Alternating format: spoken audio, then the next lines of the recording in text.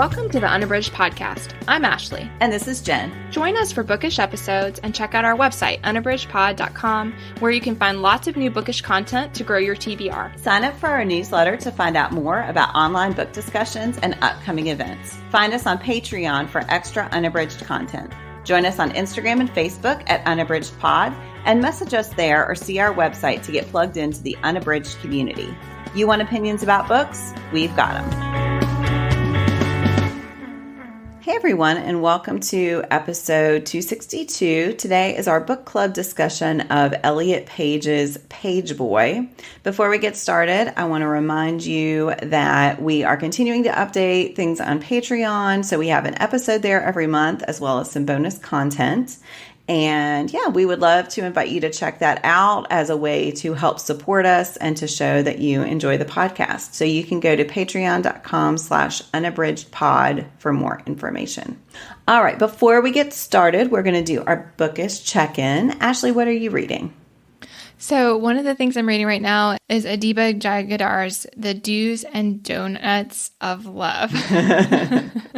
And this is a super fun book that is a YA book about a Bangladeshi Irish character. Sharon is her name. And she is a baker, as the pun in the title suggests.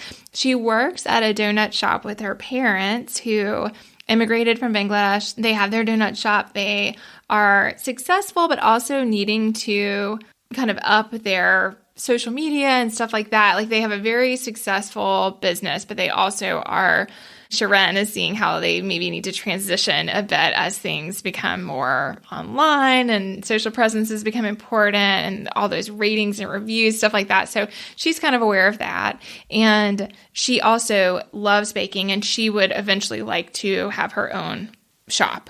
And so because of that, there's an opportunity. It's going to be the first ever junior Irish baking show. And so as that opportunity becomes available, Sharon is like, oh, this is awesome because this could give me a great chance to get a leg up in the, in her own pathway, but also she feels like it's a great idea for her family's donut shop. So she kind of sees it as something that could benefit her and, benefit them in multiple ways.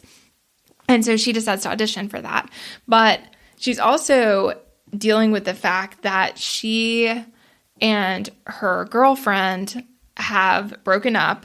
And I don't want to give any spoilers, so I was like, how should I say? Mm-hmm. There are things related to her girlfriend's family also has a shop. And so there are some things related to the audition for the Junior Irish Baking Show that caused some conflict for the two of them. Chris is the ex-girlfriend's name. And that caused some conflict before the book starts. So that they used to be really close, but now they're separated, and Sharon is dealing with that and, all the heartbreak that comes with a breakup and those dynamics. And so she's kind of dealing with that as the story's unfolding. So that's the premise. And I love this. I love the title. The cover caught my attention. I just was like, oh, this seems like it's a celebration. It's a celebration of the joy of food. It's a celebration of how culture and food connect. And it's also just a celebration of Sharon as this amazing character who is so ready to take things on and go out there and find her way, but is also, it has some insecurities and has some things to navigate, and also is dealing with how people perceive her. Like, it opens up this doorway of people. There's scrutiny, there's commentary, things like that she's having to deal with, and she's having to navigate that as a child of immigrants, as a person of color. She's having to navigate some things that are really hard. And yet I think she is just such a courageous and fun character. And it is a fun book. Again, I think the title shows like that, the author's got a fun perspective. There's a lot of great puns throughout and things like that. So that all is really fun. So I am thoroughly enjoying it. I'm listening to this one on audio thanks to Libro FM, and so far I think it is really great. So that's Adiba Jaigidar's The Do's and Donuts of Love. That one I really need to get to that one. When you posted about it at some point on Instagram, I was like, oh yeah, because I'd seen it around. I wish I'd seen it more, but I'd kind of forgotten about it. So yeah, I need to pick that one up. Yes, it is great. And it is one that I would like to see get even more attention because I just feel like it's such a really cool perspective and just a lot of fun. And I think it does a nice job of exploring the sensation of reality baking shows. Mm-hmm. So that's cool. That's great. What about you, Jen? What are you reading? So I have just started Claudia Gray's The Murder of Mr. Wickham.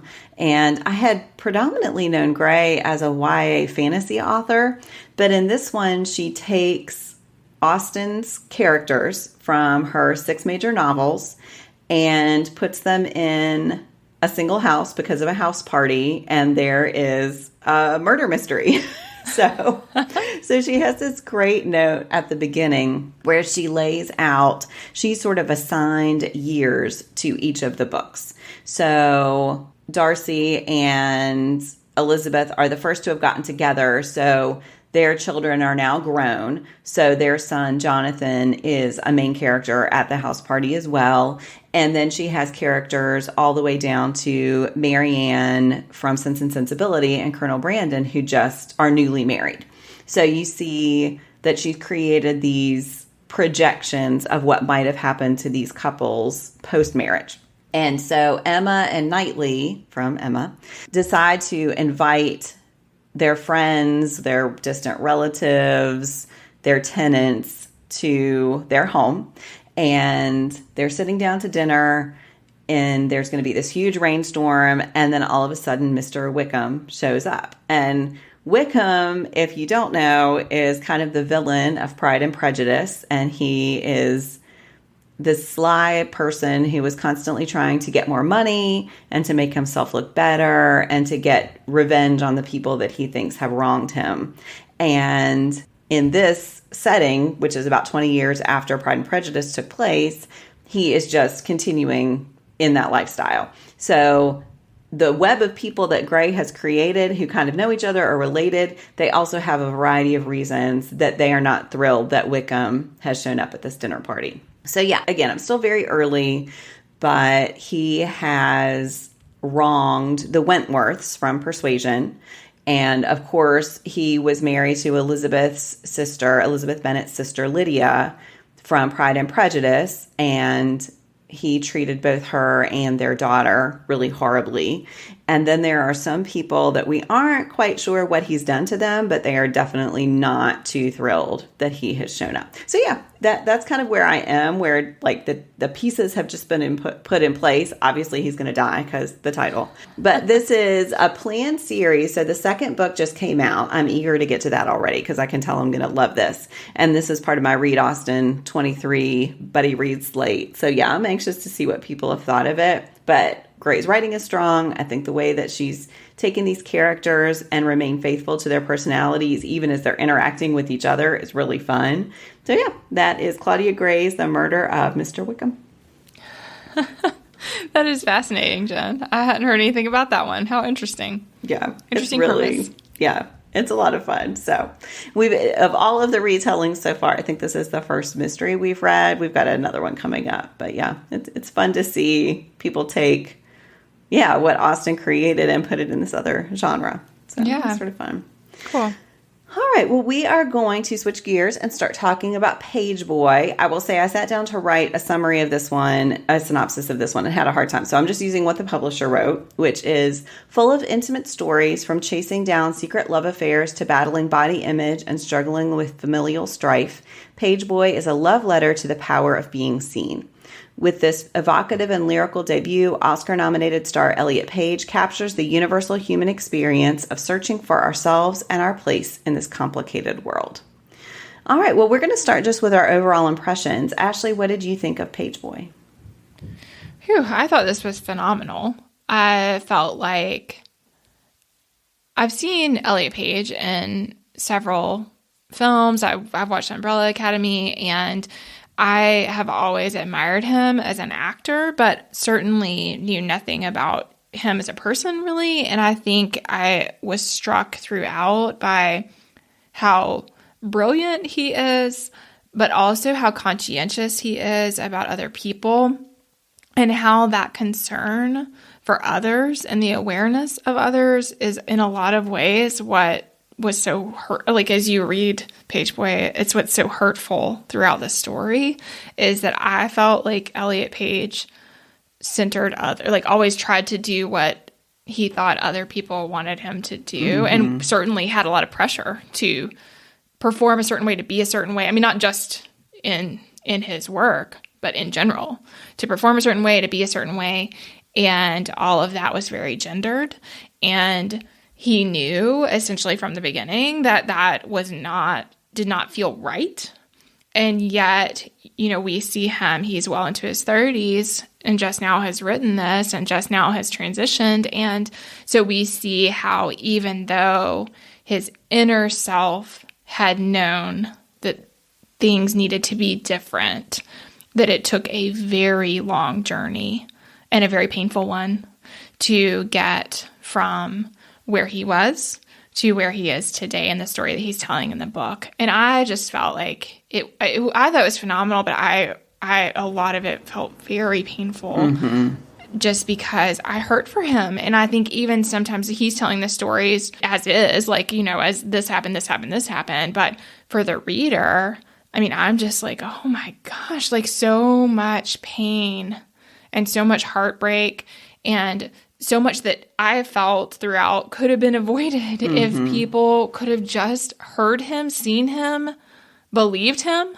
that things could have been a lot different so much earlier, and yet ultimately very hopeful. Yeah. Even amid knowing that all of that hardship happened, I think that in a lot of ways Pageboy is ultimately very hopeful and a looking forward.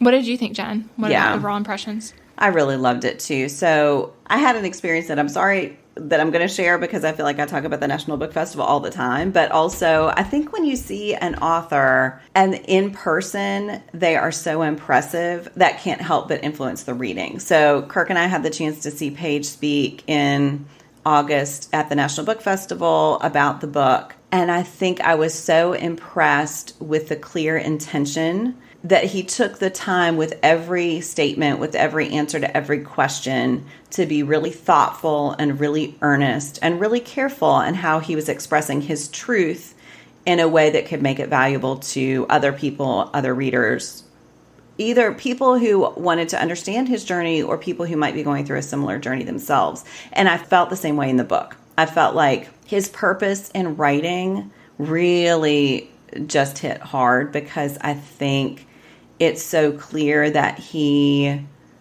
took value from other people's stories and that helped him to understand who he was and to take steps that required a lot of bravery, and that he wants to offer one more story that might help someone else. So I really loved it. I agree with what you said, that parts of it are so heavy and parts of it are just the way people treat him. I mean, the way his own family treats him, I just find to be unbelievable. Not unbelievable, like I don't believe it happened, but just how can you love someone or profess to love someone and then treat them that way? And yet I'm so glad he shared it because I think it's important to have, I mean, that's what memoirs are powerful in doing, right? Is saying this is someone's story. This is what they went through. Maybe sharing it will help someone else too. And yeah, so I thought it was really brilliant at that. Yeah. Yeah. I mean, I thought right away when you were saying that, Jen, about the part where Elliot had finally decided to say to his mom that he did not want to go back and forth anymore, and how the dad takes him to that park and cries. And immediately again, I think what I saw over and over again was just the level of care for others, which you want to believe then means that person is cared for and taken care of. And throughout this, it is the opposite. Like, Page has such a generous heart and thinks so much about how other people feel. Yeah. And then because of that, gets trampled on again and again. And so I felt like that was just one of the many, many examples where he finally says the thing that has taken him forever to say. And then the dad, because the dad gets upset, then he's like, I take it back. And then none of them ever talk about it again. And I felt but like again, that was kind of just thing such happened over and over pure again. manipulation For from his. sure. I was so outraged at his treatment at that house throughout the book. Yes. But especially in that moment, because he is now sharing. Yeah, he is sharing his truth with you. And as a teenager, right? So then you think like it's the adult's responsibility to keep their emotions in check until they can handle the situation. But instead, yes, oh my gosh. But I felt like that was just like a microcosm of what happened over and over again in Paige's life. That like it takes him forever because he's seemingly, like I'm making all these observations about him as a person, and like obviously I don't know him, but in the memoir I think you do feel like you really know him. And throughout, it takes him so long each time to get from that internal dialogue to finally saying something to someone, and then to have it dismissed or made fun of or belittled over and over again. And so I felt like that moment with the dad was just like something that happened over and over again in Hollywood, with the work, with the, where finally Paige would say something. Yeah. And then would be silenced or dismissed, and then would swallow that back down and then deal with the next round of abuse. I mean, there were so many times that it was really an abusive situation, and that he would finally try to advocate for himself a little bit or extract himself from it a little bit. And then you just see that sea of assault where he winds up backtracking. Yeah. And I thought that was really hard, Yeah. Sorry, I don't have a good transition from that point. But our next category is what worked for us. So, Ashley, what's one thing that worked for you? I mean, I think that the way that Paige tells the story, I thought was just really well done. And I think that Paige focuses on his own experiences, but also speaks to a larger truth that can be true for a lot of people in a way that needs to be explored. And I really loved that, because I think that, I felt like, this is something he says throughout the book a lot, is that like, when did you know? And how he felt and feels that this is code for like wink, wink, nudge, nudge, like a not taking you seriously, not believing you. And I felt like that was really powerful to come back to over and over again, because I do think, as he talks about in the book, him coming out as gay was one level, but the level of that was so, as someone who has done both, come out as gay and then come out as trans, the level of that was so minor, even though it was very difficult to do and there was a lot of pain involved, was very minor in comparison to coming out as trans. And I just really appreciate that he put that all on the page. I think people need to have to confront that and to see how vulnerable trans people are because of all of these, the bigotry, the generalizations, the assumption that people are making that they know something about that person. I think all of that was just really well told. And again, he is so gracious, I think, with people as a whole. I just think like there's such a graciousness with even people who've mistreated, with family members, with people within the industry. There's this graciousness of willing to like see that everybody's like a work in progress kind of. I felt like there was a lot of grace given to the people in each of these incidents. And yet we as the reader are seeing this common thread. Yeah. And the thread is one of doubting somebody's knowledge of themselves, and this like decision that somehow you as the outsider know better than the person themselves. And I think that comes up over and over and over again in a way that I think is really powerful. What about you, Jen? What was something that worked for you? So when the book first came out, I saw mixed reviews, and most of the criticism centered on the non-chronological nature of the memoir. And I would actually say that was something that worked really well for me. And Page himself speaks about the fact that the book is not a linear timeline because the journey is not a linear timeline. And I think that makes so much sense. And I think he portrayed that really well in the way he is sort of delving back through the layers of his life to explore how he figured out that he is the person he is today, and that he is able to express being that person. And that identity is not something that he just recognized, or he did recognize it, but could articulate all at one time. And then it took all of this work with all of these different people, you know, friends and family, both that he had to get these supporters, but also work through the people who were in opposition to him speaking his truth. Yeah, I really am puzzled.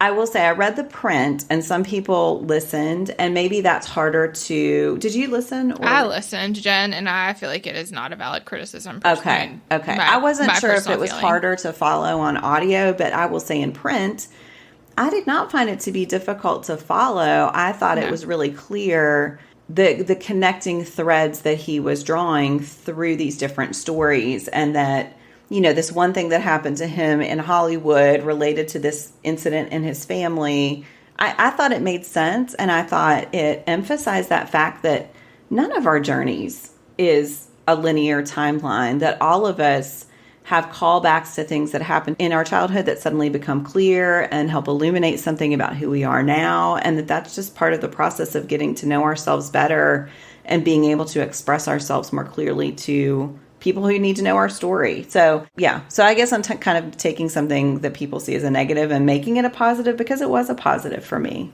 Yes. I think it added to the complexity of the text and showed Elliot's understanding, Page's understanding. I always feel like when you read a memoir, you want to talk about them in first person, because like suddenly Elliot's my friend. Yes. I recognize this much.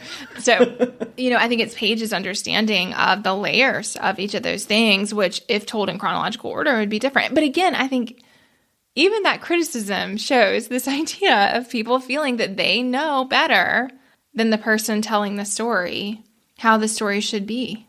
And I just am very critical of that, because I think that it goes back to this idea that people are making a lot of assumptions about thinking they know something about how someone should be. I mean, I think it's exactly what Page explores throughout the book, is this endless pressure to be something that's defined not in any way considering him as a person.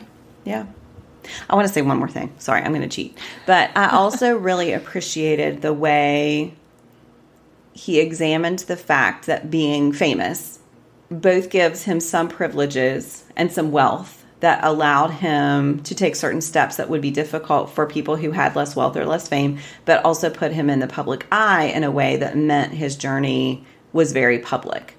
And yeah, we don't need to dwell on that, but I just thought he did a great job of navigating that, because I could see, how that is a double-edged sword. And I felt like that was really important for him to acknowledge. And there are multiple points where he acknowledges a privilege that he has for one reason or another, but also how that public-facing, even more public-facing than most people have to make these declarations about themselves, that it was like, you know, you have to have a press release about things, or you have to make a speech about something. That's just an extra level of difficulty you have to work through. So absolutely. And I think I felt like he really explored how, again, it's the pattern of events that I thought really resonated. And again, the lack of it being in exactly chronological order to me strengthened that apparent, like making the pattern more apparent. Yeah. But for sure, it was that idea of, well, you just have to play the part. You have to wear this. You need to wear that dress. Aren't you an actor? The dress is going to be, yes, the dress is just the thing that everyone's expecting you to wear. You have to, you know, and I think I felt like when you already, I mean, I think Page shows over and over again how alone he was as a child and how isolated. And so when you have that happening, and especially as he hits puberty and then suddenly begins to feel more and more disconnected from the friend groups, from his body, all of that starts to feel more and more disconnected.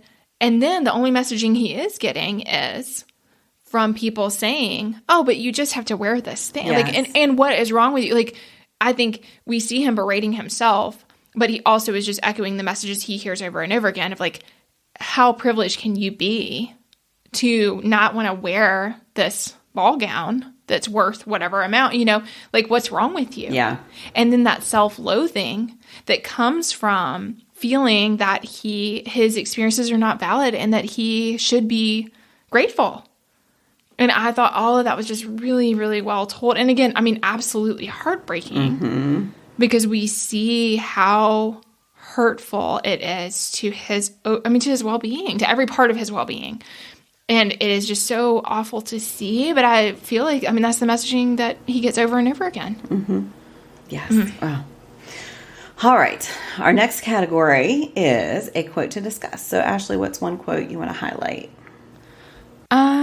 Let's see. I think there's so many that I could choose here, but I'm going to go with this. Why won't this emptiness ever go away? We do not realize the extent of the energy we're losing until we find out where it's seeping from. Invisible until it is not. A thought just out of reach. Only now do I understand just how much I was consumed, the degree to which my brain was taken by a desperate, insatiable need to control. A watchtower enforcing my own personal isolation.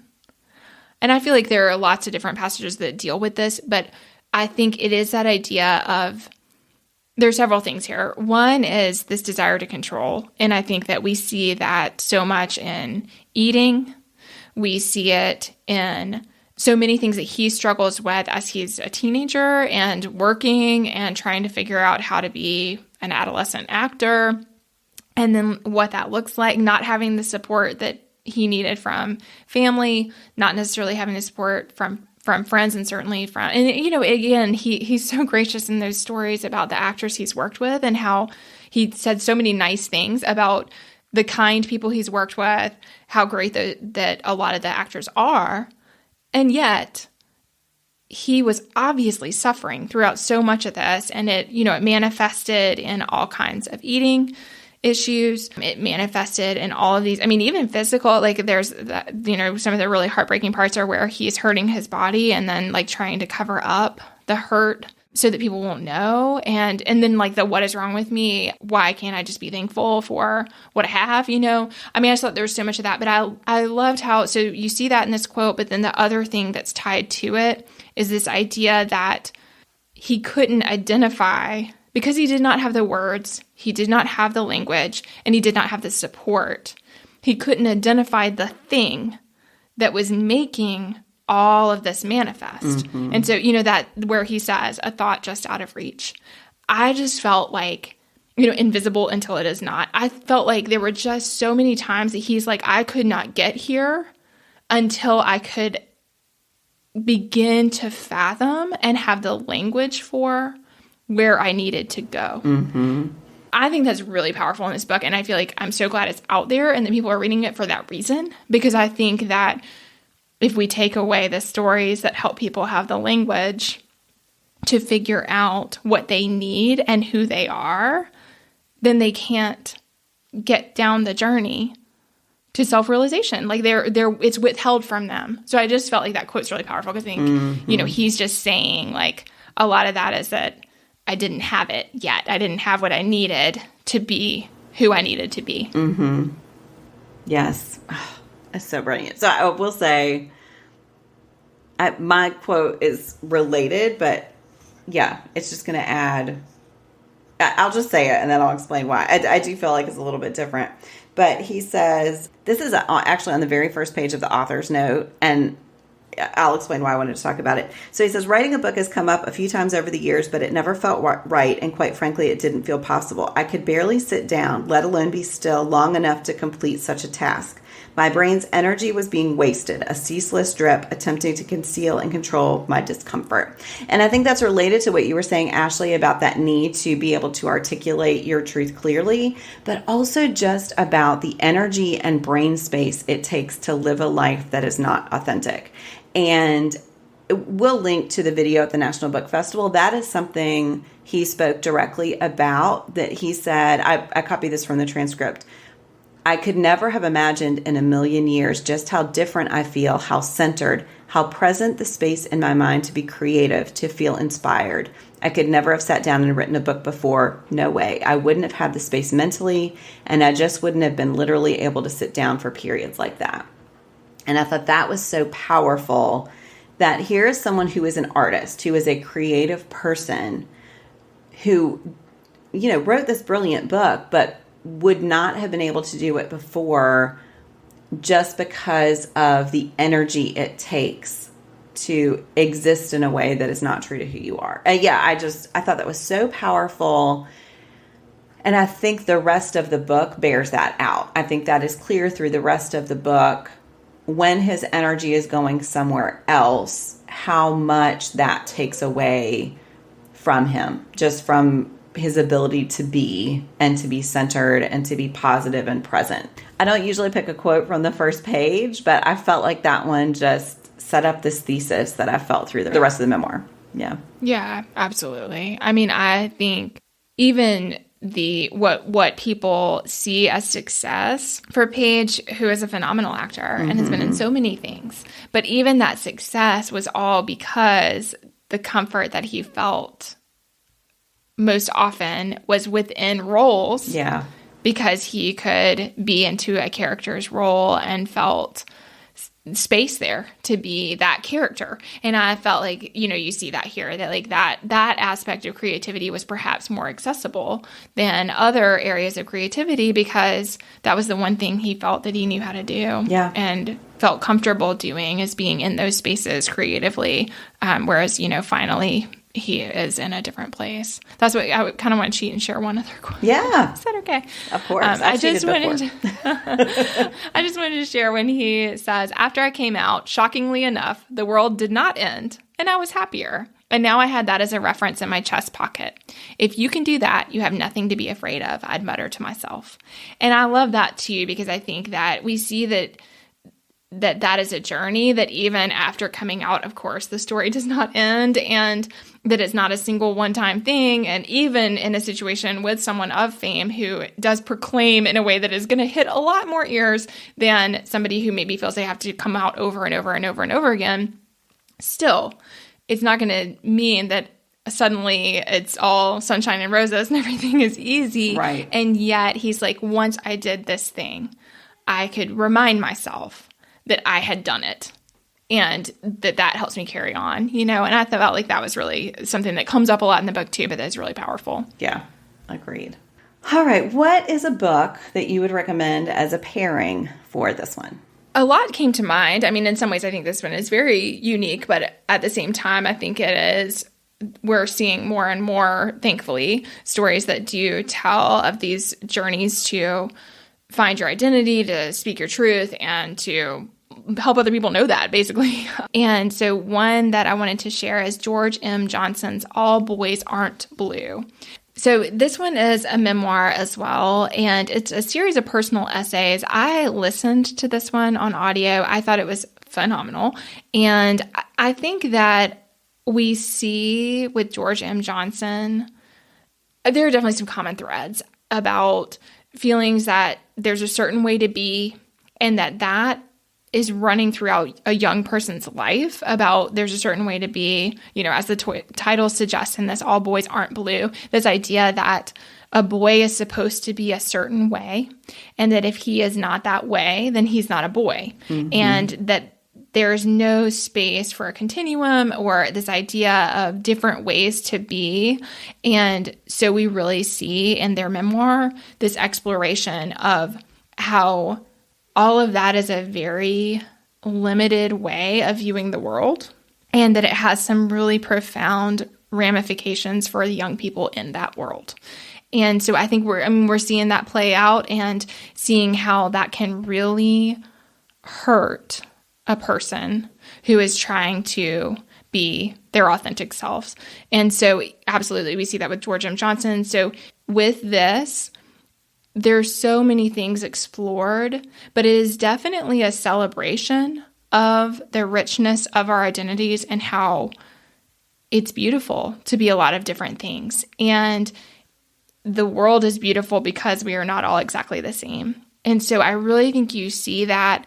And yet we also see exploitation. We see some where boundaries are crossed. I mean, just like with Pageboy, there's all these times where boundaries are crossed. Part of how those boundaries are crossed with George M. Johnson as a young person is that people are limited in how they perceive things. And then because of that, this stuff happens that shouldn't be happening, but because nobody's having conversations, it just, like things like consent. I mean, all of this is tied up in this idea of like that we want to make things these binaries that they're not. And because of that, then we don't have these hard conversations. And then meanwhile, young people suffer. And so I think it's really beautiful. It's a very moving and at times very hard memoir.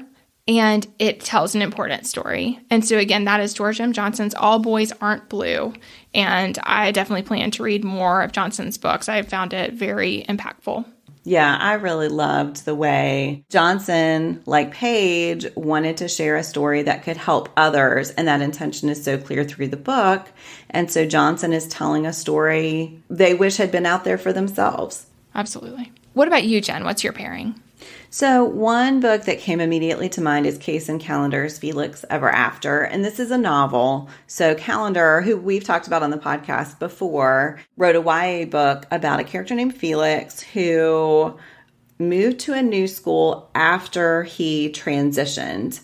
And at that new school, his previous identity, including his dead name, is being shared publicly. And, he is really being outed in a way that makes him uncomfortable. It's a place, he's already trying to fit in. He's seeking relationships. He's never been in love before. And then he's dealing with this public outing of an identity that he has left behind. And so there's a lot of complexity within the story. There's a catfishing story and there's a lot to it. But the part that felt most strongly connected to Pageboy for me was that idea of a private journey that has become public in a way that you did not choose. And I think it's not that anyone wants to deny the truth of that identity, but that it should be your choice to share what you want to share. And that it is no one else's right to make that public against your will. And so I felt that very strongly. Ashley and I were talking about this before we started recording too, and Ashley pointed out that it's also just about being able to name, about having those words and being able to name yourself, and that you see that journey in this book as well, just as you do in Pageboy. So even though this one is fiction and Pageboy obviously is nonfiction, I do think that there are a lot of parallels that are quite, quite rich. Yeah.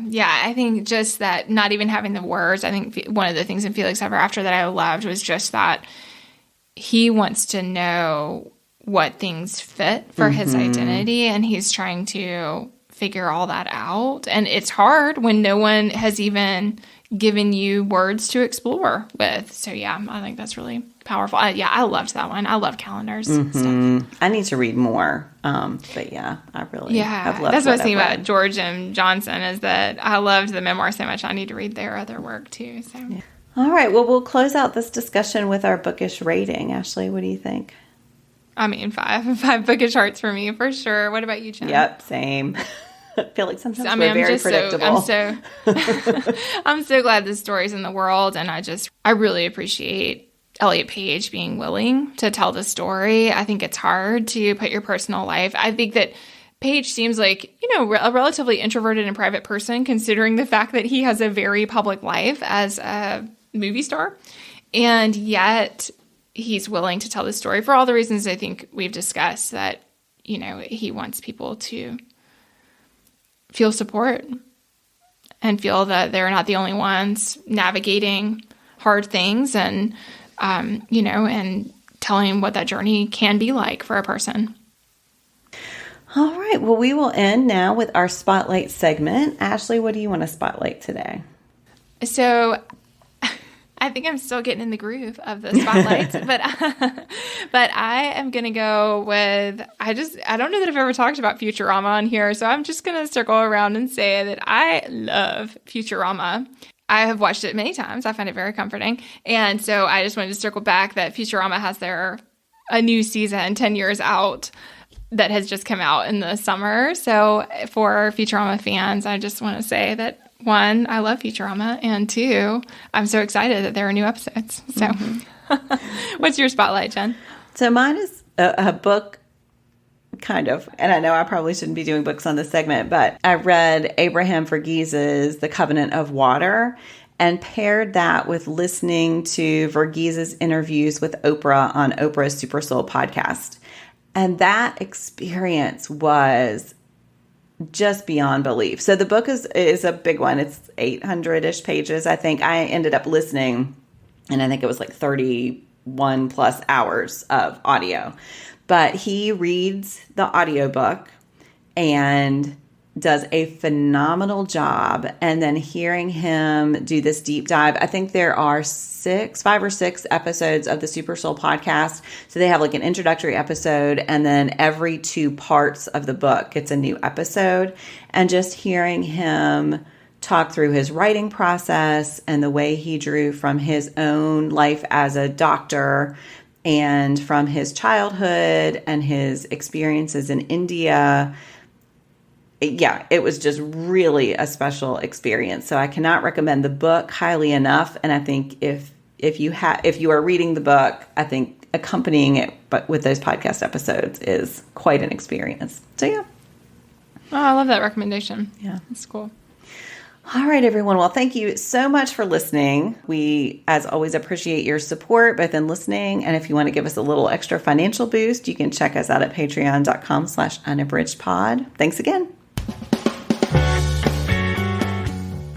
Do you have comments or opinions about what you heard today? We'd love to hear them. You can find us on Instagram, Facebook, and Twitter at unabridgedpod, or on the web at unabridgedpod.com for ways to support us. To get more involved, you can sign up for our newsletter, join a buddy read, or become an ambassador. Thanks for listening to Unabridged.